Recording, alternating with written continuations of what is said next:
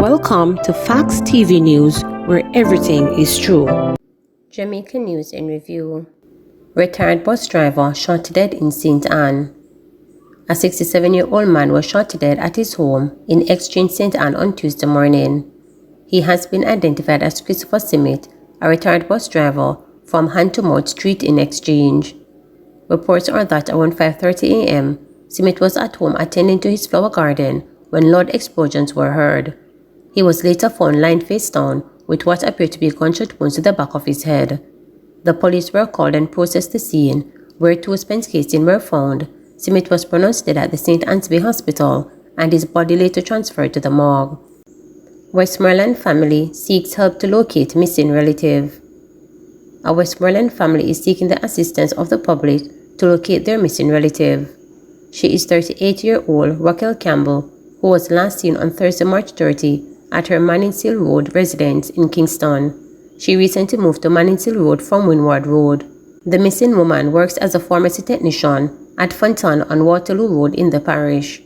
Her sister, Sakia Campbell, told reporters that Raquel and her spouse allegedly had a disagreement the night before she went missing.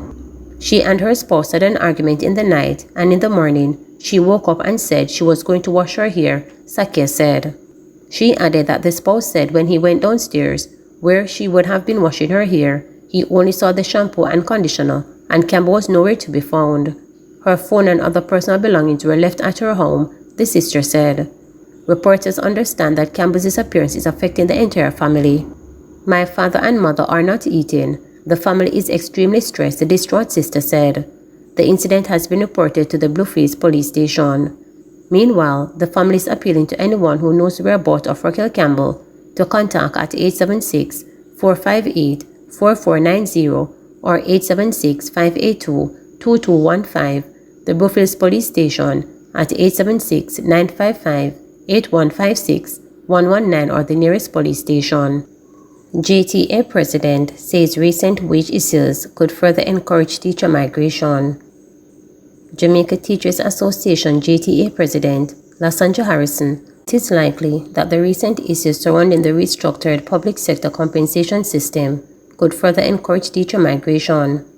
After several delays, scores of teachers have reported not receiving their March salaries, while many others have reported anomalies with the payment received. The Education Ministry promised that teachers who have not received their salary would have been paid on Tuesday. However, up to late yesterday afternoon, some educators had still not been paid. Noting that the education system has been plagued by teacher migration and that many educators do not feel valued, Ms. Harrison said the issue with the new compensation system could further encourage teachers to leave the island. She said some schools are still being affected by teacher shortage. Ms. Harrison noted that as of March 31, at least one school was in need of 11 teachers. Well, for me to say that is not talking on the ground, I would be burying my head in the sand.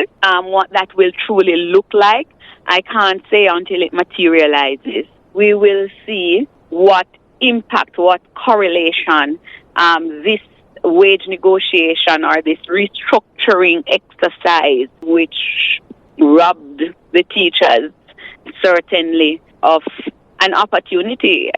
Certainly the government did not use the opportunity for it to retain and encourage the teachers to remain in the classroom.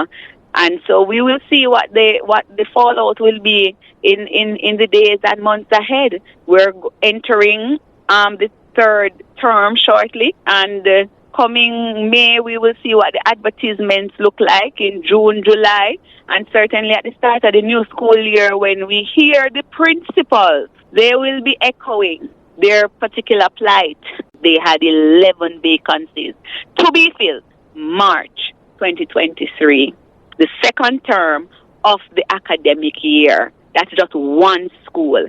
I'm not quite sure if we'll do some investigation and to see what the situation really looks like across several schools in this nation, where already but teachers have been holding down the fort. They have been stretched to the limit, substitute upon substitute. Their timetables are maxed, and they have been carrying out the business of education. Yet there has been no great outcry, except from when I raised the situation. Simpson Miller recuperating at home, says Bromberg. Former Prime Minister and People's National Party President Portia Simpson Miller has been released from hospital and is now recuperating at home. PNP Chairman Dr. Angela Bromberg made the disclosure in an interview to reporters on Tuesday. Let me use the opportunity to express our sincere appreciation for the number of individuals who have expressed their concern, their love and their best wishes of the Honorable Portia Simpson Miller.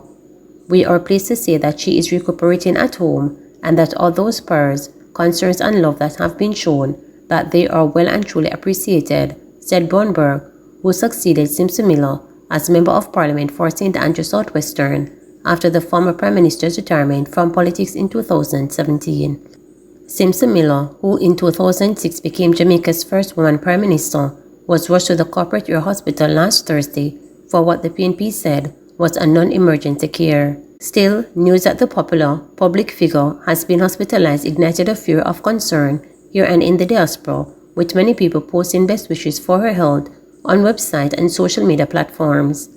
The PNP, which Simpson Miller served for more than 40 years and led as president from 2005 to 2017, said she was doing well and is being supported by a capable medical team and loved ones. I know in particular for the individuals from Southwest St. Andrew who have grown up with Sister P, grown up with Mama P. Every time we hear something about her, persons always want to know more. She really remains in our hearts. She has been a mainstay for many of those who have grown up knowing her as MP for Southwest St. Andrew, and on their behalf as well, I know that they too are pleased to know that she is home and recuperating, Bromberg stated. We are pleased to say that she is recuperating at home and that all of those prayers, concerns, and love that have been shown, that they are well and truly appreciated. I know in particular for the individuals from Southwest St. Andrew who have grown up with Sister P, grown up with Mama P. Every time, we hear something about her, persons always want to know more. She really remains in their hearts. She has been a mainstay, for many of them who have grown up knowing her as Member of Parliament of Southwest St. Andrew. And on their behalf as well, I know that they too are pleased that she's home recuperating. We'll continue to keep her in our prayers and to wish her continued strength and good health. St. Catherine wanted man arrested in Manchester. A man wanted for murder and shooting incidents in St. Catherine was arrested in Manchester following a stop-and-search operation at the New Green Runabout in Mandeville on Tuesday. A police source stated that shortly after midday, a bus operating as a public passenger vehicle was stopped by the police at the runabout. The man who was a passenger in the bus was seen acting suspiciously, the police source said. He was removed from the vehicle and was taken into police custody for processing. He never had any ID. He was questioned and was acting in a suspicious manner and was taken in for processing. He is wanted for several murders and robberies in St. Catherine area, stated the source. The wanted man's identity is being withheld pending an identification parade. 13-year-old girl among two shot in Manchester attempted robbery. A 13-year-old girl and a 49-year-old man have been hospitalized after they were shot and injured during an attempted robbery in Harman, South Manchester on Tuesday night. A police source told reporters that about 9 p.m., 3 people were closing a shop in Harmans when 2 gunmen traveling on motorcycle attacked them. The 2 men on the motorcycle with firearms attempted to rob them after they closed the shop. The gunmen were unsuccessful, and when leaving, they opened fire, hitting the 13-year-old and the man. The other person was not shot, the source said. Residents told reporters that the 13-year-old and her mother had just closed the shop and were traveling on a bike taxi driven by the man when the gunmen attacked. The 2 injured persons were taken to hospital and admitted for treatment. Man arrested following fatal beating in Clarendon. 1 man is dead and another is in custody following a dispute in Maple, Clarendon. The deceased is 64-year-old Paul Clark of Luddy Green in Frankfield in the parish. The police report that about 8:19 p.m., both men had an argument which escalated into a fight. It was reported that Clark used a piece of board to hit the 44-year-old man. It is further reported that the man took hold of the board and used it to hit Clark several times in the chest. Clark collapsed and later died from his injuries. The man subsequently turned himself into the police and remains in custody. Several rounds of ammunition found in bag of rice inside microwave. The Kingston West Police seized 13 assorted rounds of ammunition during an operation on George Street, Rosestown, Kingston on Tuesday, April 11. Reports from the Denhamton Police are that about 4:45 p.m., lawmen were on operation in the area when a premises was searched and the ammunition was found in a bag of rice inside a microwave. The police said no one was arrested in relation to the seizure. Investigations continue. Bench warrant issued after cop fails to show up for a drug trial. A bench warrant was issued for the investigating officer in the case against 3 former Songsters International Airport employees facing drug smuggling charges, after the cop failed to show up for the matter in the St. James Parish Court on Tuesday. The defendants, Andrew Waite, Berlin Reed, and Roman Kerr, have their bails extended. They are to return to court on May 8. This case has been plagued by delays. What is paramount is that an accused who says he or she is not guilty is to be afforded a fair trial in a reasonable time. The investigating officer ought to have been aware of today's date because he was present when the date was set, Judge Ashley lamented. The judge made the order after defense attorneys John Sinclair and Henry McCurdy complained about the delays in the matter, with the defendants making at least 12 court appearances to date.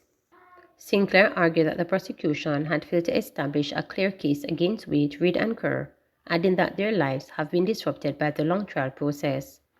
The court ordered that there should be full disclosure of the document, and up to date, the order of the court has not been followed. The defendants cannot continue with their lives because of what is hanging over their heads, and I honestly believe that it is time for the prosecution to do the honorable thing and offer no further evidence against them, said Sinclair. In response, the prosecution said that an electronic copy of the outstanding documents would be distributed to the defense lawyers. McCurdy pointed to the perceived inefficient work of the officers involved in the case as one of several reasons to discontinue the matter. I am sorry for the prosecution because they are in a hole and it is unfair for a citizen of our beloved Jamaica to come to court for a year and a half, which my friend in the prosecution cannot say is quick or speedy. I submit to you today that the officers involved are senior officers and they ought to know better, said McCurdy.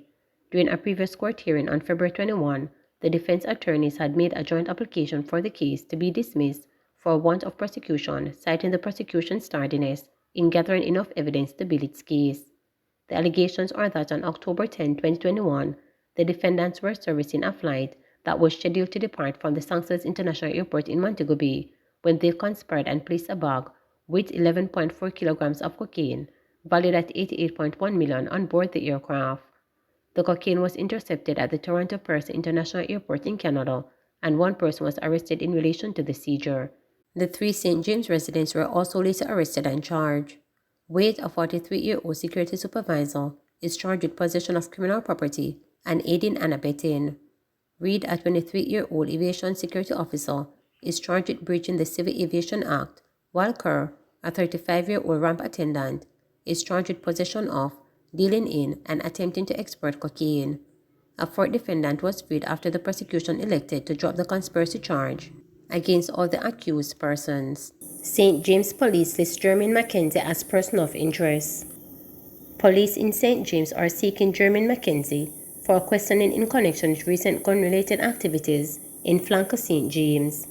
McKenzie, otherwise known as Gio, of Flanker and Salt Spring addresses, is being asked to report to the police. Anyone knowing his whereabouts is being asked to contact the Montego Bay Police Station at 876-684-9080 or 119. Cop succumbs to injuries from St. Mary accident. 30-year-old Adrian Pendy, the policeman assigned to the Port Mara Traffic Department, who was seriously injured in a motor vehicle accident on Saturday, has succumbed to his injuries. The Jamaica Constabulary Force made the disclosure in a release on Monday, stating that the untimely passing of the constable has left the organization in deep mourning. It is with deep regret that we mourn the tragic passing of Constable Adrian Pendy of the St. Mary Division, who succumbed to injuries sustained from a motor vehicle accident while on duty on Saturday, April 8, 2023. His tragic and untimely passing has left us in deep mourning, the release read. According to reports, Adrian was driving his service motorbike when, upon reaching the Wilderness Main Road, a motorcar stopped and one of its passengers opened the door, hitting the police officer from his motorbike into another vehicle which was traveling in the opposite direction. He was rushed to the Anata Bay Hospital for treatment and was later transferred to the University Hospital of the West Indies, where he later succumbed to his injuries.